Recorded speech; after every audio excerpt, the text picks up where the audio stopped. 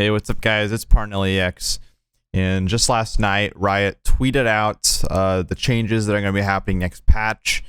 And there is a long list of item changes that are going to directly affect Warwick because they are AD bruiser items. And there are a lot of implications for, what this can mean for Warwick. So because there's so many changes and that could actually affect Warwick, I just kind of want to briefly go over the changes and give my thoughts and opinions on how it actually might affect the champion.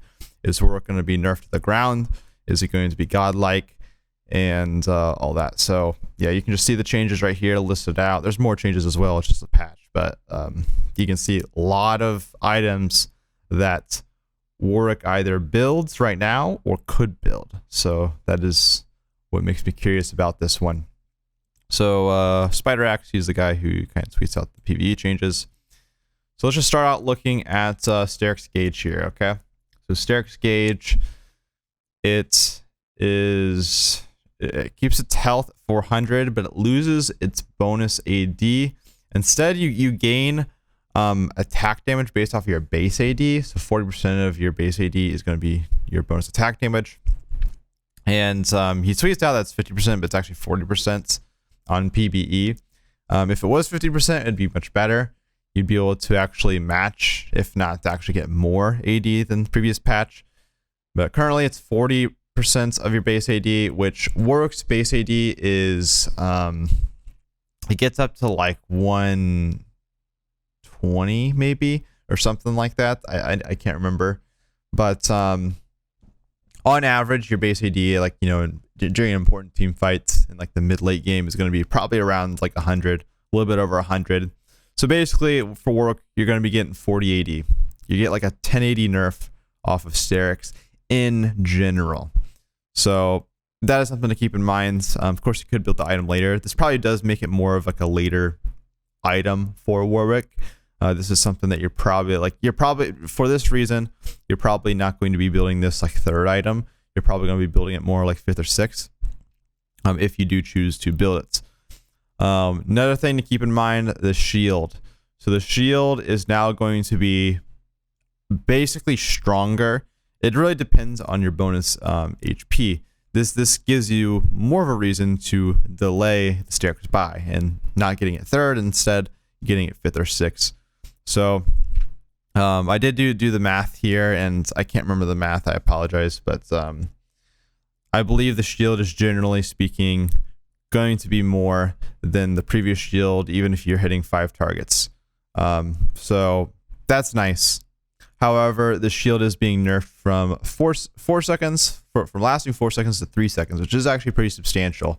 Because having a 4-second shield was pretty obnoxious. You always got full value out of the shield basically in fights. For 3 seconds, it's still pretty good, but there's, it's probably something you're going to be building more against anti-burst. I mean, and that is the core identity of the item anyways, frontlining anti-burst. So it does make sense for a change, but it does make it more situational, and that is OP.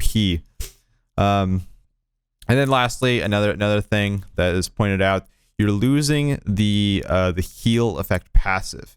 Now this seems really like minor, but I'm not gonna lie. I've been paying attention to this more in the last couple of months, but that passive is pretty strong, and that's really probably the reason why Sterak has been so broken for the last 2 seasons, is because it was already good, and then it had this additional passive which actually healed you for probably 300 health per fight. So not only did you have 400 health in this big shield and this AD, but you also got 300 health back per fight, on average. So yeah, you're basically losing out on that extra 300 health. Of course it can be anywhere between 0 and 500, but on average it's probably 200 to 300 health you're gaining per fight with that healing back, and missing that is definitely pretty important. So overall, this item has been nerfed. Overall, Sterak's Gage has been nerfed for Warwick especially, which it needed because the item was really, really, really OP.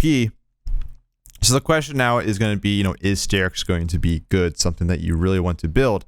Like I mentioned, I think it is going to be somewhat of an option late game, but I think if you're going something like Tank Warwick with Sunfire build, you're probably going to generally prefer going going like Gargoyle Stoneplate instead for like a big shield item, because that has better scaling and it's more of like it also ramps up your resist.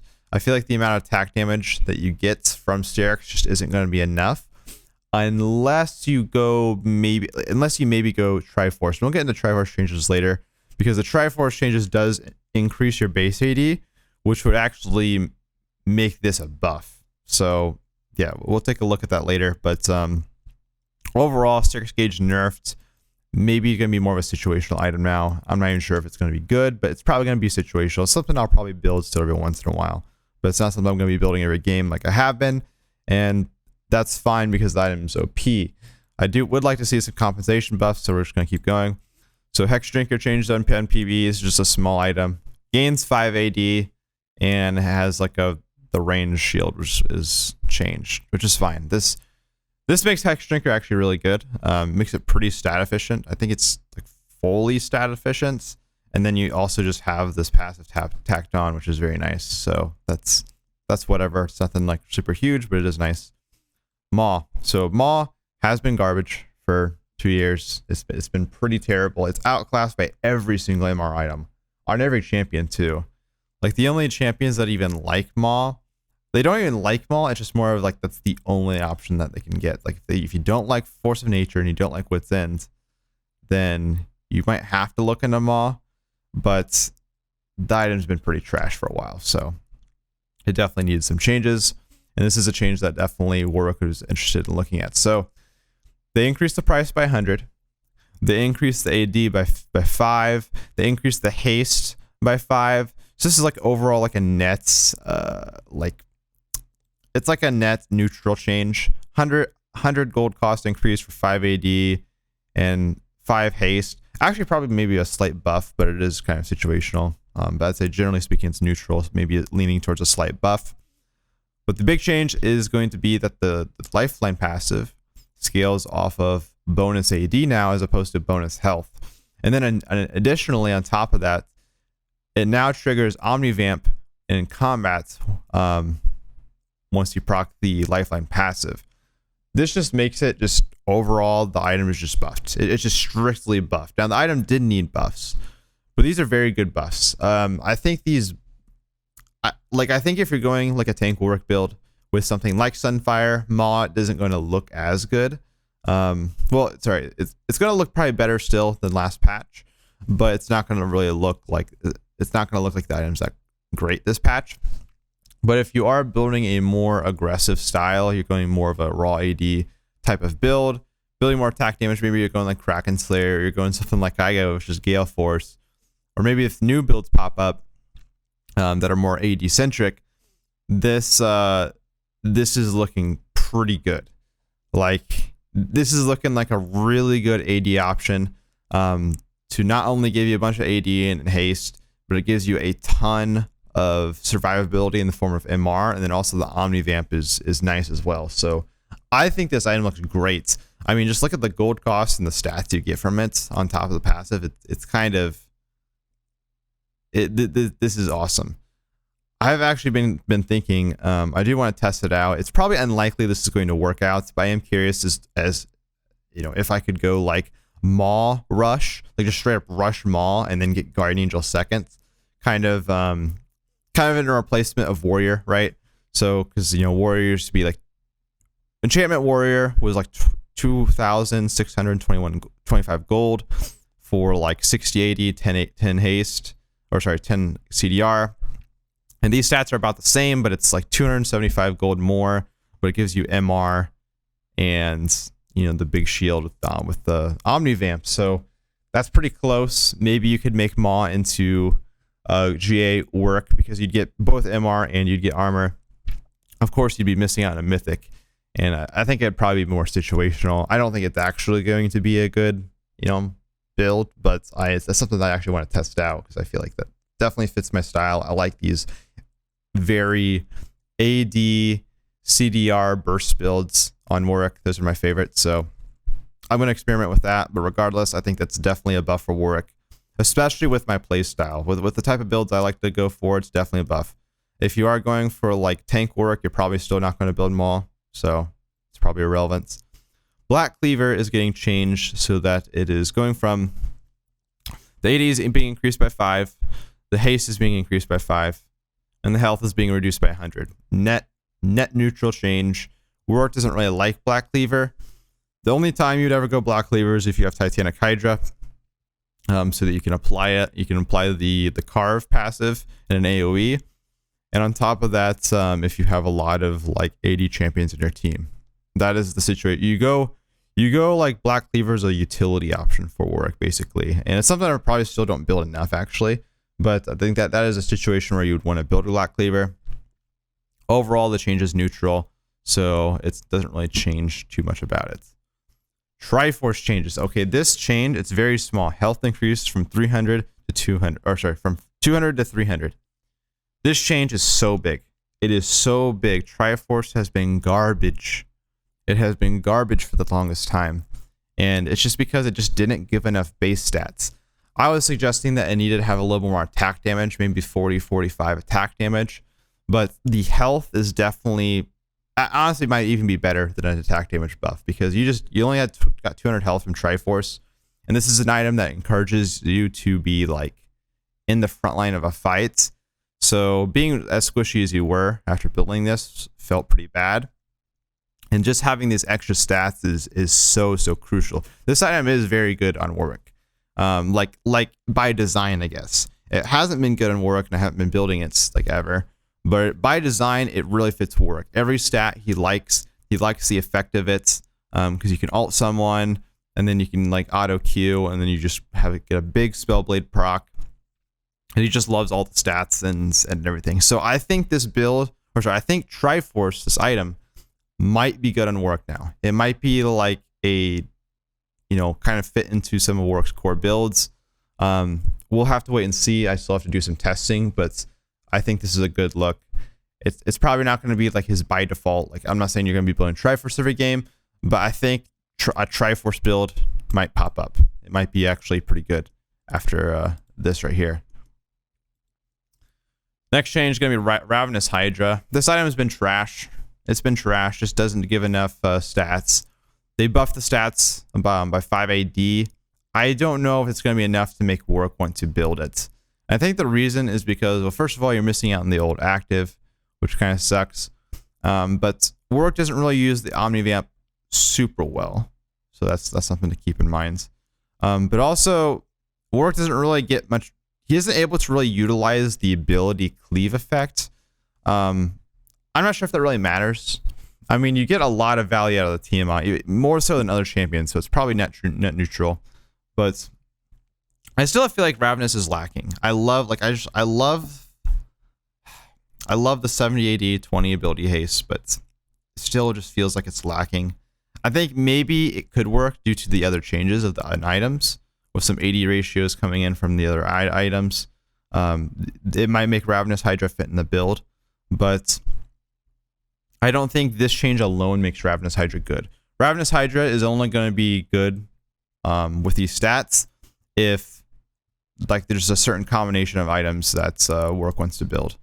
It could be good as a rush item in the jungle, I will say. That is something I'm curious about, because you get your AoE and you get tons of raw AD. So I do have to experiment more with that. This could be a rush item. You could go like Ravenous Hydra into Triforce, something like that. Or maybe just Ravenous Hydra into, I don't know. You could do something like that. So could be good, but I don't have a strong opinion on this yet.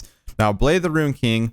This, of course, is an item a lot of people have been mentioning to me. In my builds video, like, where's Blade the Rune King? Why don't you mention Blade the Rune King in the builds? Well, Blade the Rune King is a decent item on Warwick. I just feel like it never feels. I just feel like it's not good enough for me to want to build it every game, or really in many of my games. Like, I rarely build Warwick. I think there is a situation where you do want to build Warwick, but I just never felt like a Bork build stood out. And it never stood out as the best. It was always good, so it's fine if you build Bork, but I never felt like it was the best option.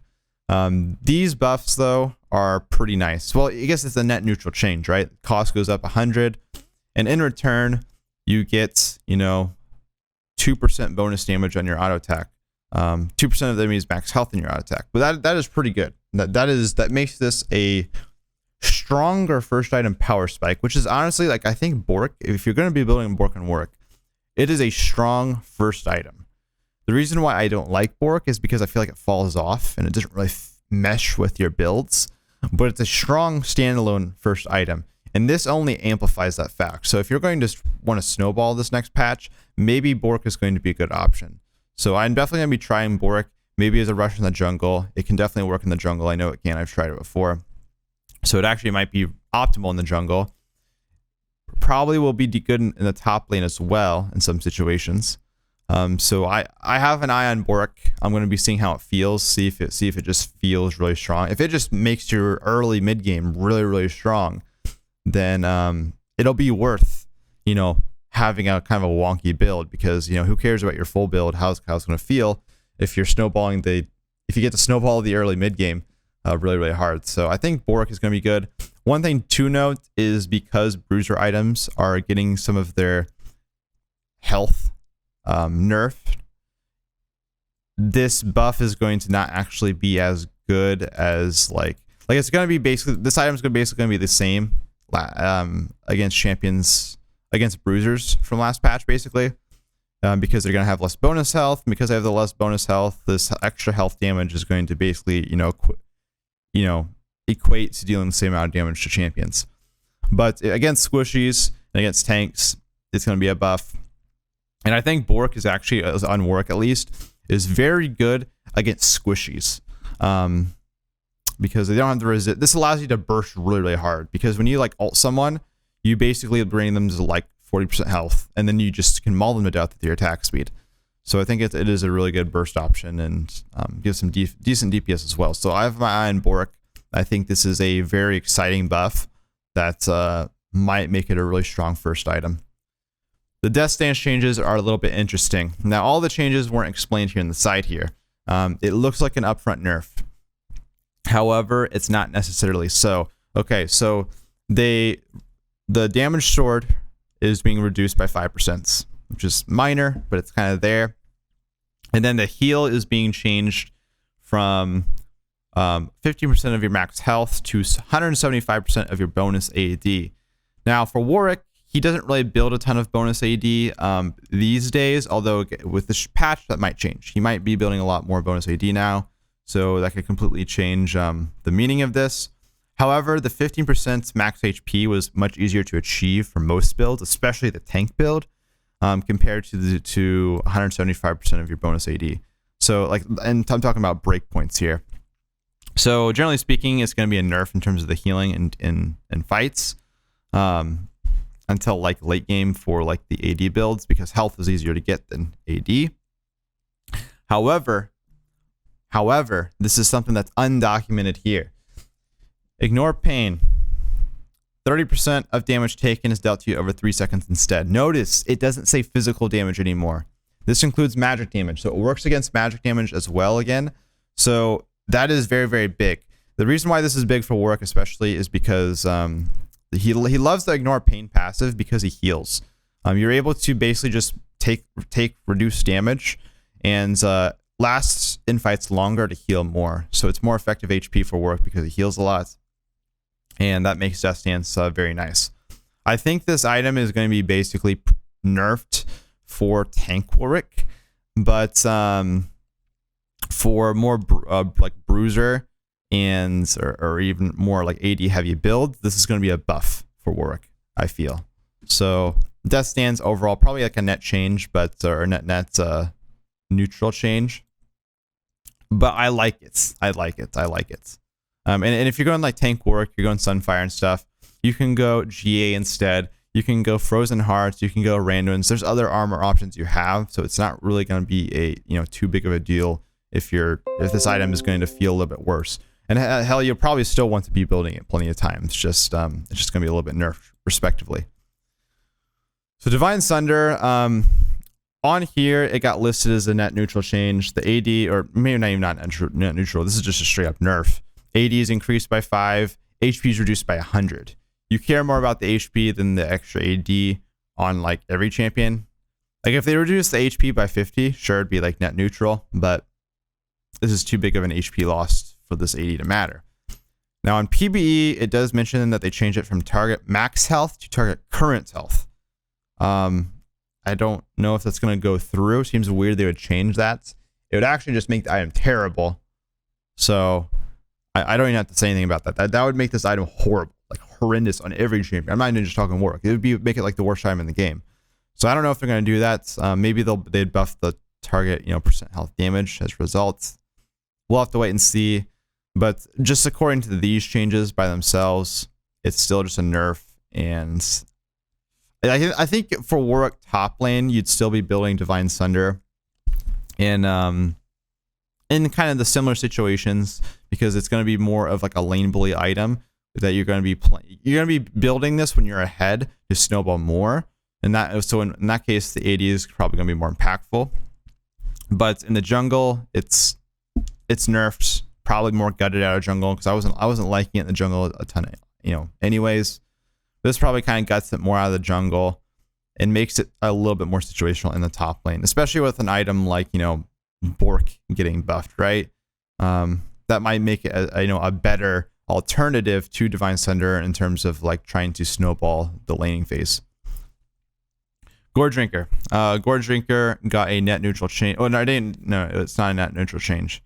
It got its AD increased by 5. It got its haste increased by 5, and its health reduced by 150. Again, this is actually a net buff. Or sorry, net nerf. It's a net nerf because you're losing too much health for the AD and haste you're getting. Warwick didn't build this item anyways, so it's not even worth talking about. It doesn't make Goredrinker better for you. So it's just not a good Warwick item.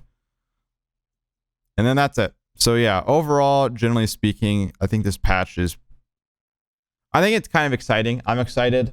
I think where's Warwick gonna land? I'm not fully sure. We'll have to see how these builds develop. But it's like a slight nerf. These changes make a slight nerf to Warwick's tank builds, with Sunfire, Aegis. However, he has so many item options with the tank build that it's not going to be a big deal. The build's still going to survive. It's just going to be slightly worse. And his other builds are probably going to look better. And there's probably going to be some newer builds propping up. So yeah, Bork, I might be building Bork more. I might be going Triforce builds.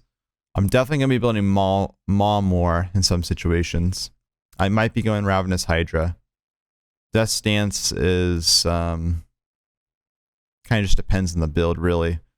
But yeah, overall, I kind of like the changes, I think, and generally speaking. But it's not going to change Warwick too much. This isn't like, oh, Warwick's going to be insane this patch. But it's also not like, Warwick's going to be garbage. So I think it's overall going to be, it's pretty safe for Warwick, but it will make it more interesting. And I actually like the changes because they're more AD centric, which kind of fit my play style. I don't like the scaling tank build as much because it's just too slow for me, and I like playing aggro, and my play style is more towards being like a damage dealer basically in fights. So that's my opinion on it. But let me know what you guys think in the comments, and peace out. Enjoy.